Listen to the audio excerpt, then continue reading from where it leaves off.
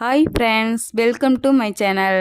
இப்போ தான் நம்ம சேனலை ஃபஸ்ட் டைம் பார்க்குறவங்களா இருந்தால் சப்ஸ்கிரைப் பண்ணுங்கள், லைக் அண்ட் ஷேர் பண்ணுங்கள். மறக்காமல் கமெண்ட் பாக்ஸில் கமெண்ட் பண்ணுங்கள். பேர் தான் காயத்ரி.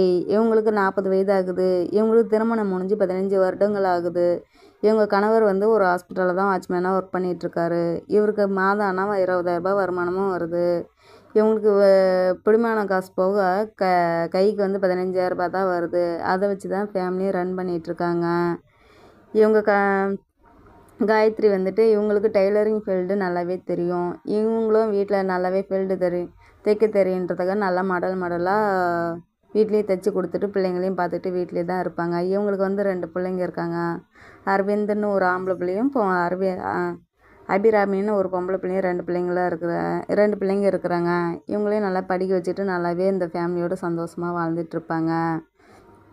எந்த ஒரு குறையும் இல்லாத இவங்களும் நல்லா பிள்ளைங்களையும் படிக்க வச்சுட்டு நல்லா சந்தோஷமாக வாழ்ந்துட்டுருப்பாங்க. இப்படி இருக்கும் பட்சத்தில் உங்கள் கணவர் ஒரு ஆக்சிடெண்ட்டில் இறந்துடுறாரு.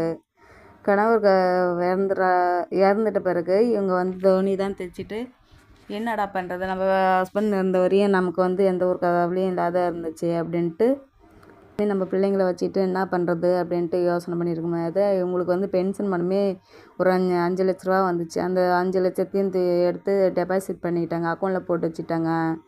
அந்த பணத்தை இனிமேல் எடுக்கக்கூடாது. நம்ம பிள்ளைங்கள வச்சு நம்ம வருமானத்தை வச்சு தான் பிள்ளைங்கள படிக்க வச்சுட்டு நல்லபடியாக படிக்க வைக்கணும், மேரேஜ் பண்ணி கொடுக்கணுன்ட்டு அப்படிங்கிற ஒரு வைராகியத்திலே இவங்க எங்கேயுமே வெளியில் பேசாமல் யார்ட்டுமே பேச மாட்டாங்க. ஆம்பளைங்களும் தப்பாக தவறாக எதுவும் நம்ம பேசக்கூடாது, நம்ம நாணயமாக கட்டுப்பாடாக இருந்தால் தான் நம்ம பிள்ளைங்களையும் நல்லா வளர்க்க முடியும் அப்படின்றதால இவங்க ஒழுங்கான முறையில் பிள்ளைங்கள நல்ல முறையில் வளர்த்து விடுவாங்க. பிள்ளைங்களாம் அதுக்கேற்ற மாதிரி நல்லாவே படித்து ஒரு வேலை தேடிட்டு இருந்தாங்க. அப்படி வேலை தேடிட்டு இருக்கும்போது தான் அவங்க பையனுக்கு ஒரு இன்டர்வியூ வரும். அந்த இன்டர்வியூ இன்டர்வியூவில் நான் செலக்ட் ஆகிட்டேன்னா எனக்கு நல்ல ஒரு சம்பளத்தோட வேலை கிடச்சிருமா அப்படின்ட்டு இவங்க காயத்ரிகிட்ட அவங்க பையன் சொல்லுவாங்க. இந்த பணத்தை வச்சு நம்ம தங்கச்சி நல்லபடியாக படிக்க வச்சுட்டு நல்லா நகை சேர்த்து வச்சு என் பாப்பாவை நல்ல இடத்துல கல்யாணம் பண்ணி கொடுத்துடலாம் அப்படின்னு சொல்லி அரவிந்த் சொல்லுவாங்க.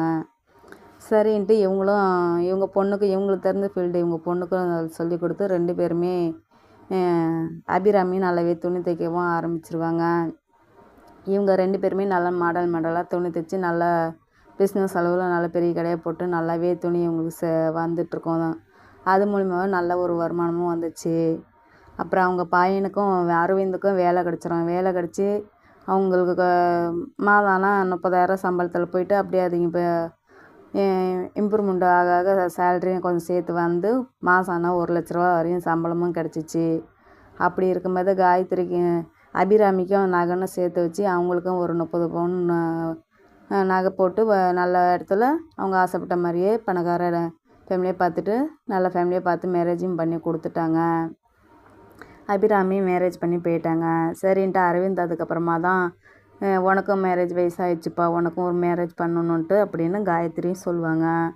காயத்ரி சொன்ன பிறகு அப்புறம் ஒரு பொண்ணு பார்க்கலாம் அப்படின்ட்டு கோயிலுக்கு போயிட்டு வரும்போது தான் இவங்களுக்கு தெரிஞ்ச ஒரு இடத்துல இவங்க ஃப்ரெண்டு மூலிமா ஒரு பொண்ணும் இருப்பாங்க.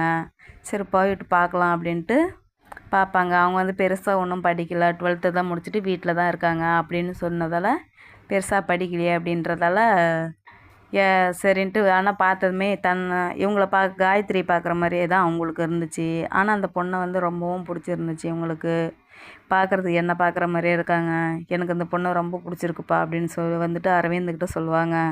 சரிங்கம்மா, எனக்கு பிடிக்கிறத விட எனக்கு லவ்வெல்லாம் எதுவும் இல்லை, நான் யாரையும் லவ்வும் பண்ணலை, அவங்க பேச்சை மீறியெல்லாம் நான் எதுவும் பண்ண மாட்டேம்மா, உங்களுக்கு பிடிச்ச பிள்ளையை பார்த்துட்டு நீங்கள் உங்களுக்கு நீங்கள் ஆசைப்பட்ட மாதிரியே மேரேஜ் பண்ணி வைங்கம்மா அப்படின்னு சொல்லுவாங்க அரவிந்தும்.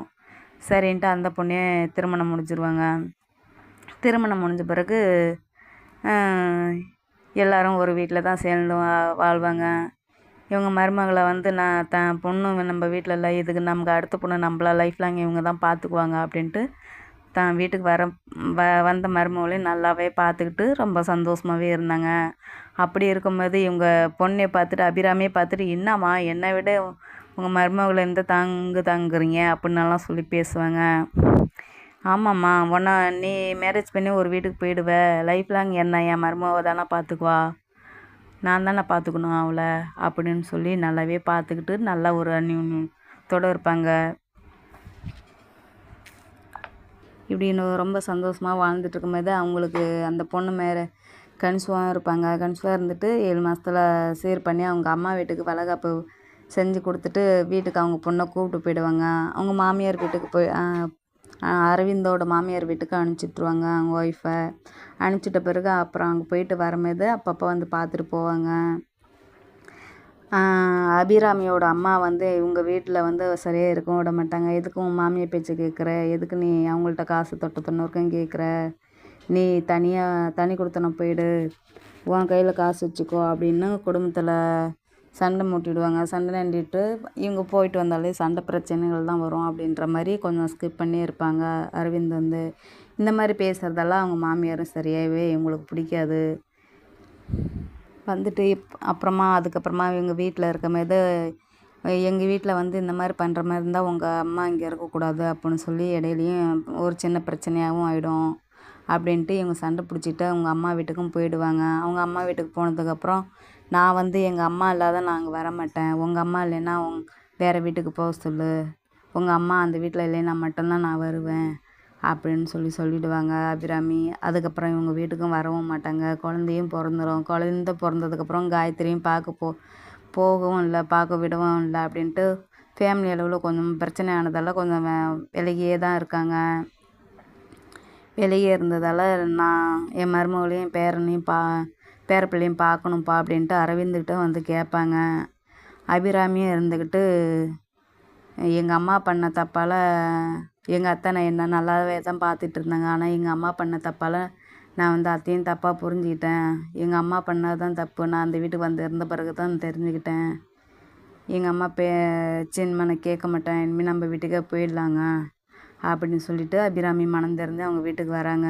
வந்துட்ட பிறகு அவங்க தங்கச்சி வீட்டில் தான் காயத்ரியும் இருக்காங்க. தனியாக அவங்க கூட இருக்கிறதால அவங்க தங்கச்சியும் ஃபோன் போட்டு சொல்கிறாங்க, இடையில உங்கள் அம்மாவுக்கும் ரொம்ப முடியலப்பா, ஹாஸ்பிட்டலில் சேர்த்துருக்கோம், உங்களை பார்க்கணுன்னு சொல்கிறாங்க, அவங்க மருமகளையும் பேரப்பிள்ளையும் பார்க்கணுன்னு சொல்கிறாங்க, கூப்பிட்டு வாப்பா அப்படின்னு சொல்லி அவங்க தங்கச்சியும் கால் பண்ணி சொல்கிறாங்க. சரிங்க சித்தி, நான் கூப்பிட்டு வரேன் சித்தி அப்படின்னு சொல்லிவிட்டு கூப்பிடுவாங்க. என்ன தான் பிரச்சனைனாலும் எங்கள் அத்தை என்னை விட்டு கொடுக்காது, என்ன தான் பார்க்கணுன்னு ஆசைப்பட்றாங்க, என்னையும் என் பிள்ளையும் தான் பார்க்கணுன்னு ஆசைப்பட்றாங்க. நான் பண்ணதான் தப்பு, நான் அத்தைகிட்ட போய் மன்னிப்பு கேட்டுக்கிறேங்க, சாரிங்கன்னு சொல்லிவிட்டு மன்னிப்பு கேட்டுக்கிட்டும் போகிறாங்க.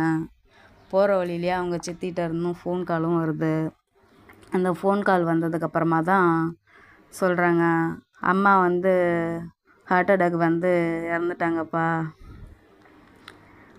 இங்கே ஹாஸ்பிட்டல் போகிற இடத்துலையே வழியிலே இறந்துட்டாங்க, கடைசி வரையுமே ஆனால் அவங்க பொண்டாட்டியும் பொருளையும் பார்க்கணுன்னு தான் ஆசைப்பட்டாங்க, பார்க்க முடியல அப்படின்னு சொல்லிகிட்டே இருந்தாங்க. அது ரொம்ப நினச்சி ரொம்பவும் ஃபீல் பண்ணிட்டாங்க அப்படின்னு சொல்லிட்டு அவங்க சித்தி வந்து கால் பண்ணி சொல்லுவாங்க. அவங்க அரவிந்துக்கு வந்து அது கேட்டதுமே ரொம்ப பேரதிர்ச்சியாக இருப்பாங்க. ரொம்ப வந்து ரொம்பவே அந்த இடத்துலையே ரொம்ப அழுது ரொம்ப ஒரு மாதிரி ஆயிடுவாங்க. நான் பண்ணது தப்பு தாங்க, நான் அங்கே போயிருக்கக்கூடாது, எங்கள் அம்மா பேச்சு கேட்டு நான் போயிருக்கக்கூடாது, எங்கள் அத்தை கூடவே தான் இருந்திருக்கணும், பண்ணது தப்புங்க, சாரிங்கன்னு கேட்டு மன்னிப்பு கேட்டு போயிட்டு அவங்க அத்தையும் பார்க்குறாங்க. அத்தையை பார்த்துட்டு பிறகு